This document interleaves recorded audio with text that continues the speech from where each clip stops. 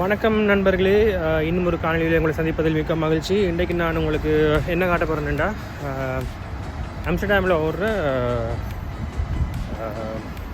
Metro train. இந்த metro train வந்து இங்கே வந்து அண்டர் கிரவுண்ட் தான் ஓடுது.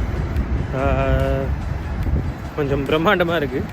அதான் உங்களோட இன்றைக்கு ஷேர் பண்ண போகிறேன். இணைந்திருக்கேன்.